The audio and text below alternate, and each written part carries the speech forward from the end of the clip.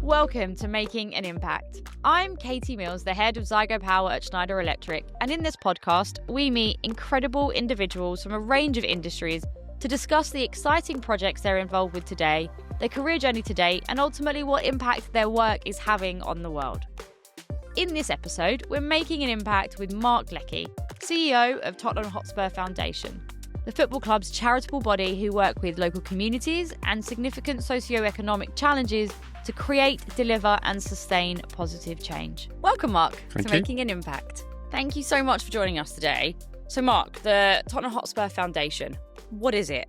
What does it do? Everyone knows what Tottenham does as a football club, but what does the foundation do? So the foundation is the charitable arm of the football club. So we're an independent charity, but very much supported by the club. And we mirror what every other football club has across the rest of the UK.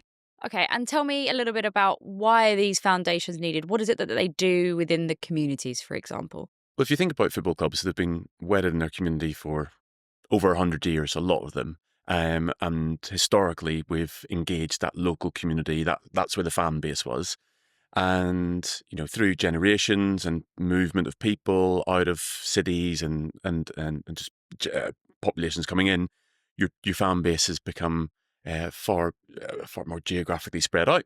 And there's more money's come into the game when it became professional. And then subsequently when the Premier League came through, obviously with the TV deals and stuff, that there is a real desire from clubs to make sure that they don't lose that connection with their local community as well as their fan base, which is kind of moved and is global now for a lot of clubs.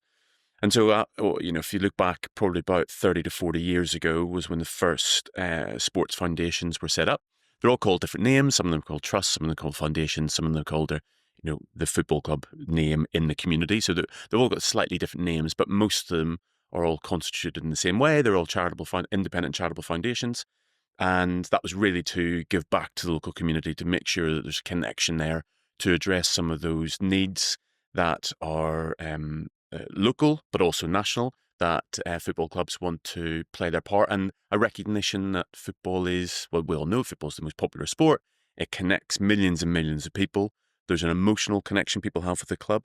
So there is a desire by clubs, but also a moral obligation, I suggest, for clubs to make sure that they support their communities and bridge that love and that emotion to football and to the club into some of the causes that we help address. Amazing. And so talk to me a little bit about some of the projects that the Tottenham Hotspur Foundation works on within the community. We do loads, and that's part of the kind of problem, if you will. We're all multi-cause charities. So we're a multi-cause charity, which creates difficulty in telling our story effectively. But actually gives us an opportunity to address a lot of needs. And we frame all of our programs under 4 pillars. So our first pillar is education. That's our schools-based programs, as the name would suggest. So we go in and deliver in primary schools. We work with reluctant readers and support improvements in their literacy. We do a lot of work around numeracy and improve that. And we use the power of sport and part of the vehicle of football to try and support that. So in the reluctant readers program, we'll use matchday programs. There's a very well-known, respected author, Dan Friedman, who's a big Spurs fan, and we use his books to try and engage, particularly young boys, with that into reading around a topic they might be interested in. And then we cover a lot of topics which people would recognise as PSHE topics. So whether it's social issues, addressing racism and how we can tackle that, through to environmental issues and sustainability. And into secondary school, it's more of a target. So that's a bit of a universal program that we try and offer to as many schools, primary schools, as we can. The secondary school offer at the moment is more of a targeted mentoring program for those young people who are particularly vulnerable, finding some challenges in mainstream education. And we'll go in and do some targeted mentoring work with them. And then we go into our youth and community work, or our pillar, which is really the best way to describe it is after school and holiday activity. So engaging young people in positive activities, keeping them safe, developing those essential skills that help them thrive and succeed in life and become more employable. And then in holiday periods, we do particular programs, whether it's leagues, whether it's a holiday activity fund for those young people who might be on free school meals, because those periods during after school and holidays are when children and young people can be at their most vulnerable. So we try and fill that gap at school we'd normally filled for the rest of the year. Then we have our health and wellbeing programs, and they stretch across a whole range of interventions, but really target emotional, physical, and mental well-being. So one of our flagship programs is called Shape Up the Spurs.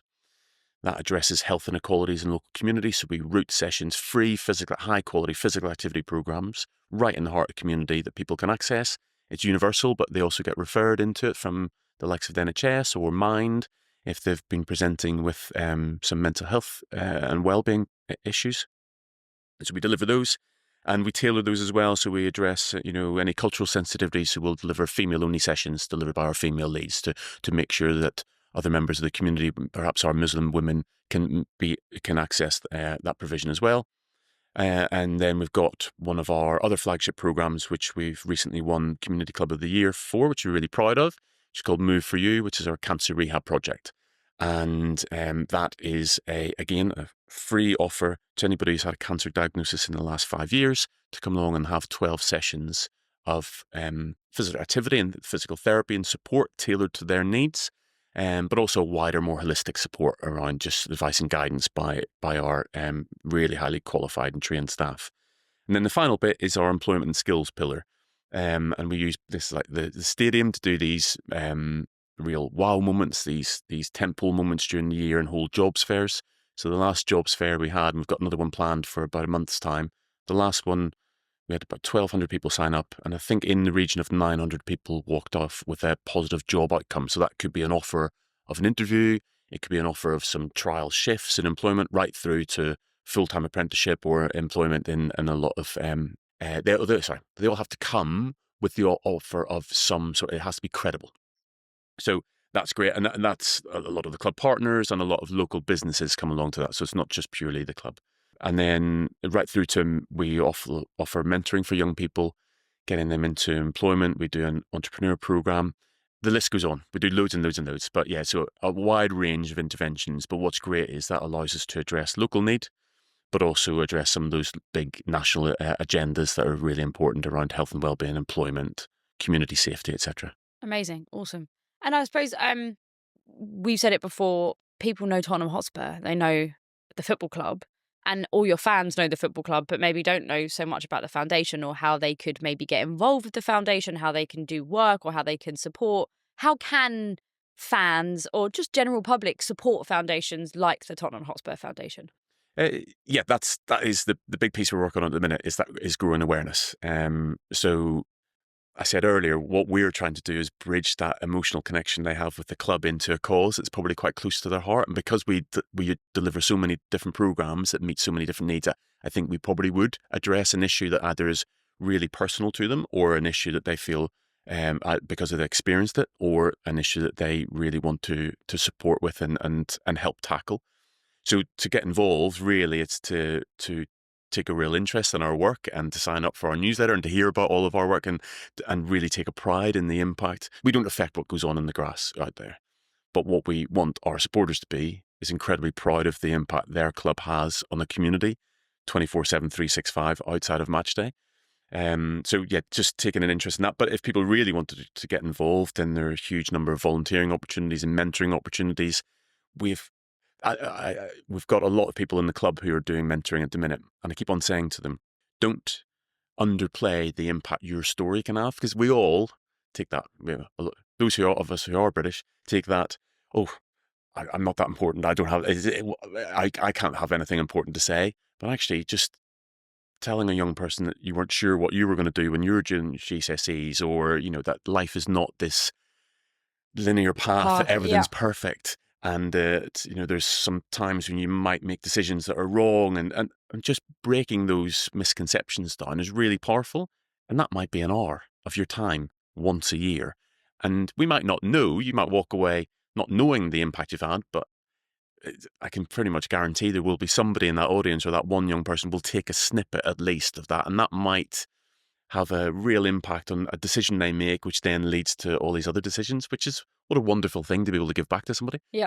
So that mentoring or that volunteering is there. And then through to wider engagement and fundraising and, even becoming a donor or a supporter of ours in terms of financial support.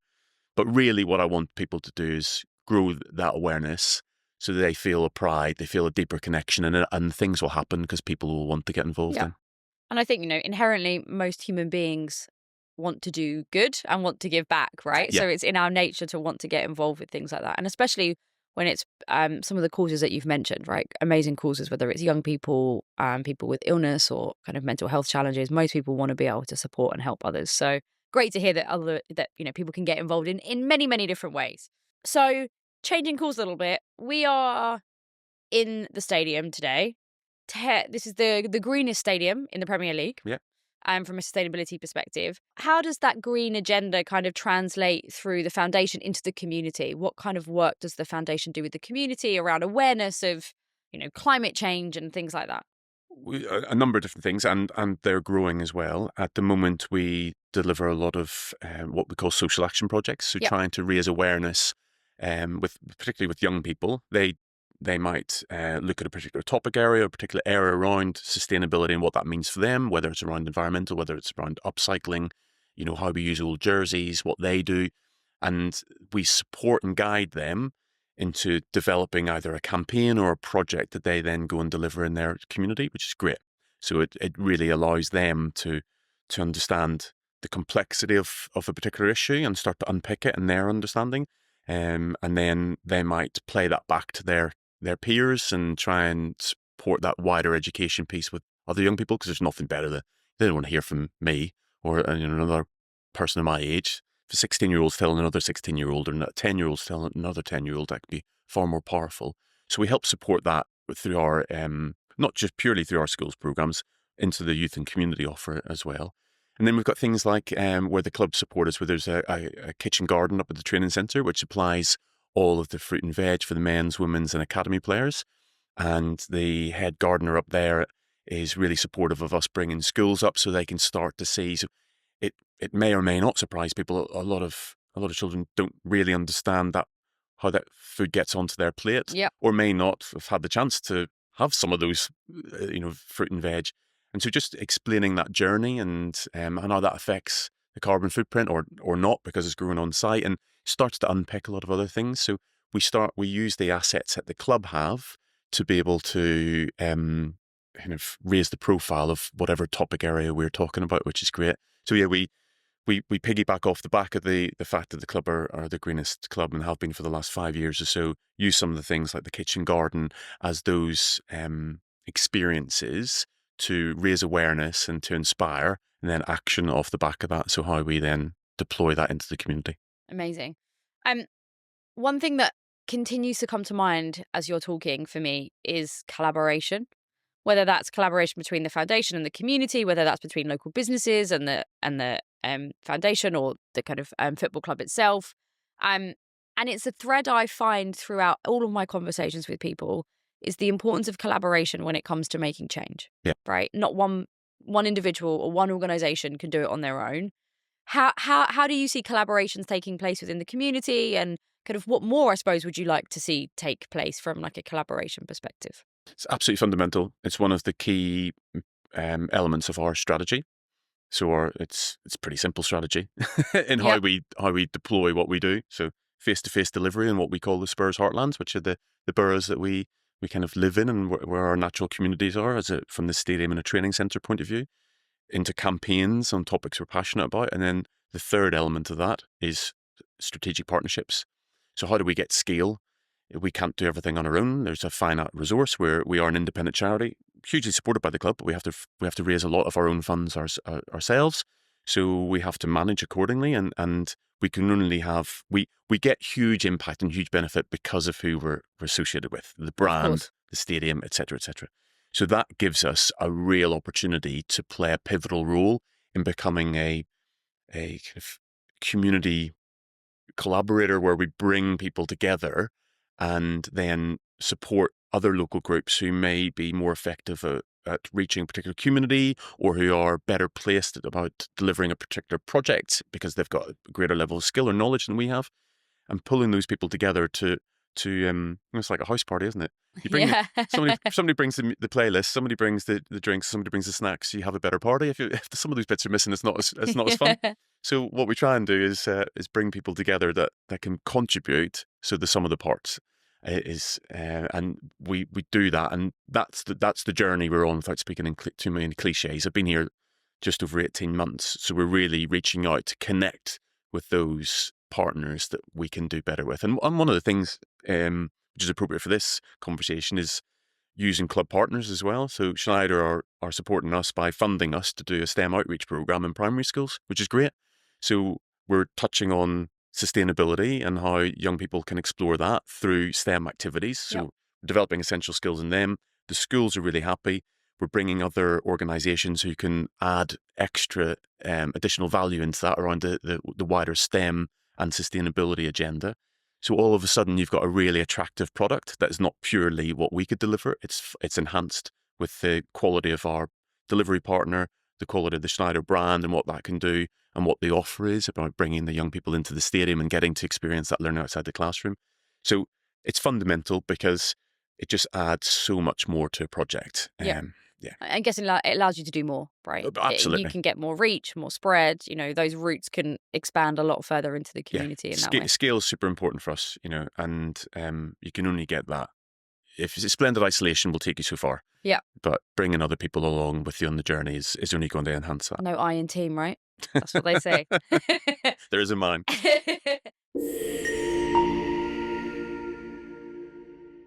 Do you need help calculating and tracking your carbon emissions?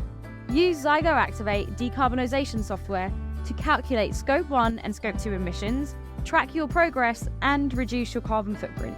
Search Zygo Activate and request your free demo today. So the other thing as well that I wanted to ask you about, a little bit kind of going back to yourself and the team that you have, because we see a lot of the time the diversity in teams that are doing, very impactful work is really important. We all know the stats around how diverse teams outperform non-diverse teams. What does diversity look like for you within the foundation, and kind of how do you see that driving some of that innovative thinking and innovative ways of working? It's really interesting. So I'm really fascinated in this in terms of what people would straight away think around diversity, but also that cognitive diversity. So how do we bring other thought 100%. into it and challenge ourselves? Because the risk is you can start to always do what you've always done and everyone nod in agreement. So in terms of the broader protected kind of characteristics and that diversity in our workforce, we're really fortunate where our workforce is completely representative of the community we operate in, because a lot of people live here, and some of our employees and some of the team have had lived experience in terms of what they deliver, so that's great as well. So there's a real understanding of the dynamics of the community, because where we live is, in terms of the stadium, has got need and challenges, and that's everybody knows that, but it's also a really diverse community that's really incredibly vibrant, and everybody who lives here is really proud of where they live, and we mustn't lose touch of that.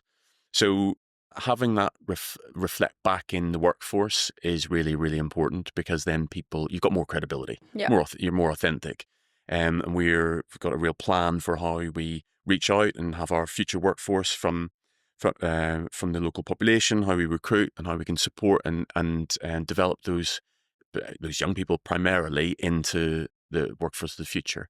But that cognitive diversity is, how do we bring external people in to challenge us, to enhance our thinking about particular areas? They might not be part of the workforce per se, but how we make sure that we're constantly developing. So that personal development piece is important. So we've set aside half a day every week, which is solely for people to either formally or informally support their own development. So we're really clear that that's how we are going to push on and make sure we deliver the best product to the community we sit in. So yeah, it's something we're always aware of, something we look at, something we report back on.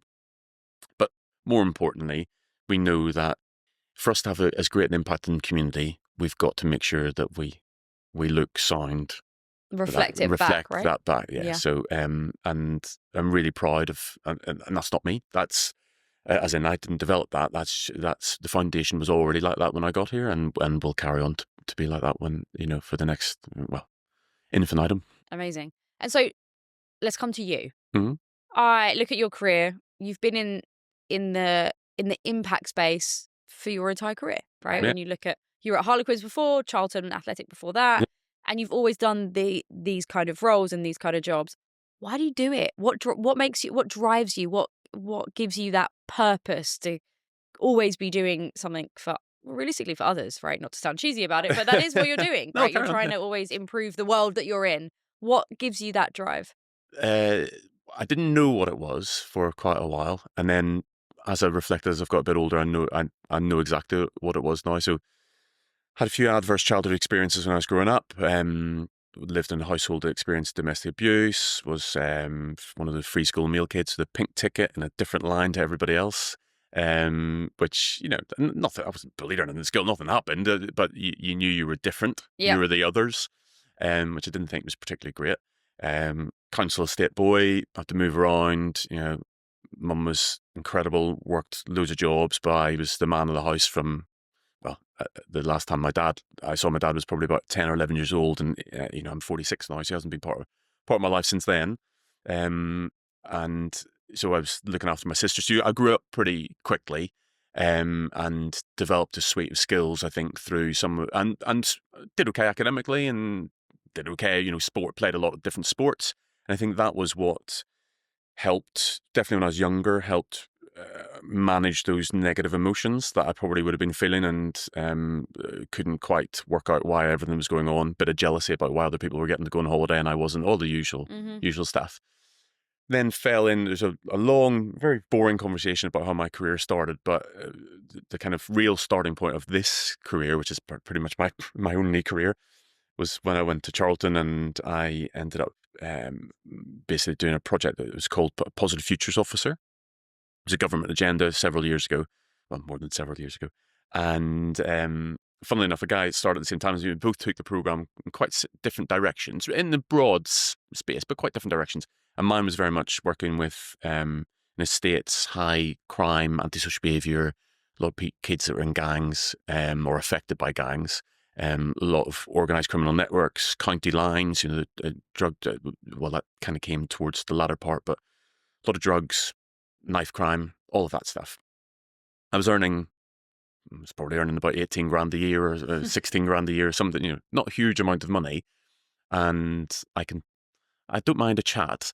And a lot of friends of mine who then graduated uni said, "Oh, why don't you come and work in the city? You'd be great. You can talk to people. You can do all that stuff." And nothing really appealed to me. I was probably, if I'm completely honest, I was probably a little bit nervous or didn't know if I had the skills. I'm not really. It probably was a bit of that. But also, on reflection, as I got older, I realised I was fulfilling my purpose. I really was working with these young people who might not have looked or sounded like me, but I could empathise with where they were in their life, and I really wanted to help them and really wanted to support them, even if it was just being there and that consistency. And that played back over the years where there would be times when, well, men would approach me, and I'd known them, when they were 14, 15, 16, and they were coming in their early 20s, and that's quite a difference whenever Yeah. I looked similar, but they looked very, very different. And they would come up and say, "Leckie," and I would be trying to compute who this person was, suddenly kind of remember vaguely where I'd known them, and they'd start talking to me about what's going on in their life and how the rest of those young people I'd worked with were getting on, and all this. And that was quite clear, 5, 6, 7, 8 years later, that I'd had some impact in their life because they remembered me and they'd wanted to come and speak to me and talk to me about what had happened in there. And I take real pride in that. And I talk to my team about saying, never feel embarrassed about feeling good about what you do. That's class. That's why we do what we do. So that kind of all led into me understanding or being more reflective of my purpose. And I met a great guy, a man called Tim Munden, who's a big Harlequin supporter, and he came in and did some work with our team. He was the chief learning officer at Unilever, and he's an amazing human being. If he hears this, Tim, you're an amazing human being. And he did some work around developing our leadership team and a purpose statement, and we had to do quite an emotional day where we unpicked some of this. And I'd processed a lot of stuff anyway. I'd kind of reflected on that, and so I'd done that. But it was a challenge for some of the team, and I got my purpose statement, which is kind of what gets me through those bad days. Because I'm not skipping down the high road every day. Of Trust course. me, I've got challenges in my job, but I know what drives me is the difference that I know we do make and that we can make because of who we are and where we are. So my purpose statement is to be happy wearing cricket whites. So I kind of touch on the be happy bit is my childhood had challenge. I mean, I was still, my mum was great, sister, I still had but I wasn't going on a 2-week holiday to Barbados every year, and we didn't have money in the house, and I was very aware that we didn't have money, and it was real challenges. And I've got a family, a wife, 2 kids, and I'm really happy. So on a personal level, I've found what I really wanted and what I really craved from what I didn't have to a degree when I was younger. And that in a professional context is I want to be part of an organisation that creates happiness.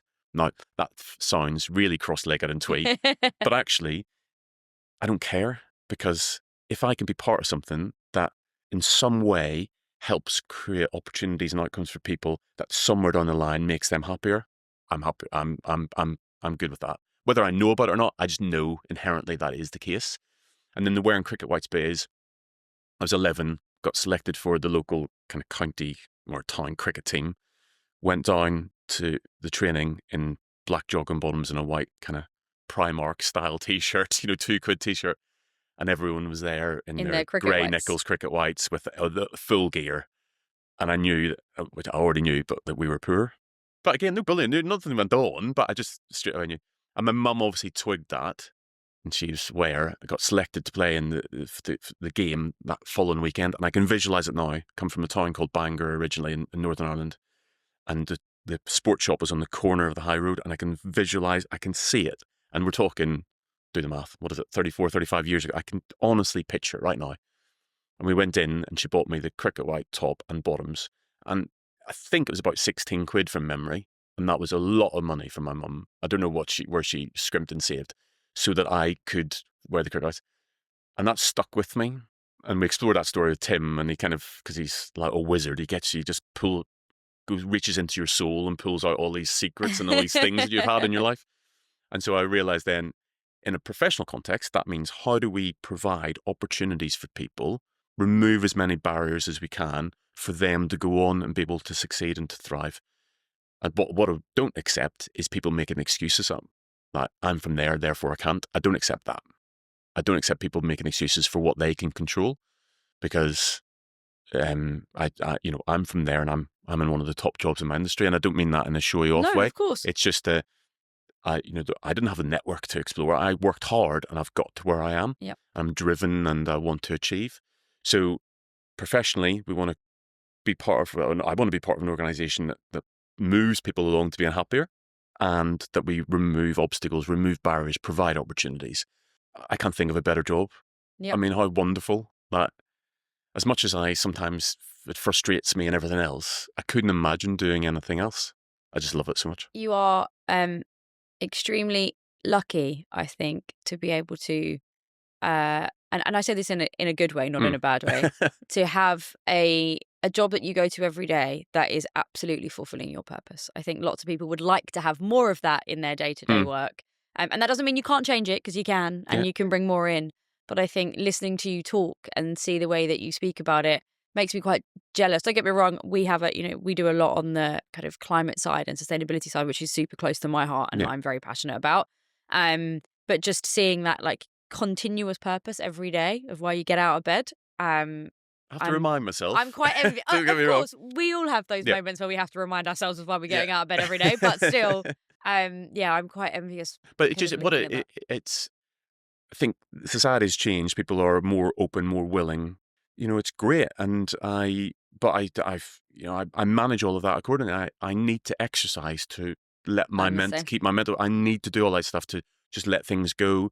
As I said before, I'm 46. It's taken me until my 40s to be able to let things go. Mark, after the conversation we've just had, we have touched upon it. But what is that legacy that you want to leave behind when you're long gone? What is it that you want people to say about Marc Leckie? Just that I was a good person, so that I want my friends to say a nice thing about it. It's quite nice. I want my friends, my daughters to be proud of me, my wife to have been proud of me. Well, assuming I'm dying before everyone here, aren't we? But yeah, I want people to be proud. I want to have people felt that I was a good person, and then professionally, with I suppose a small pinch of ego, I wanted people to have thought that I was really good at my job, and that I made a real difference. Whatever that difference is fine, but I'd like people to have thought that I did good. No, and that is a great way to finish. So Mark, thank you so much, and Here's to you continuing to drive purpose. Thank you.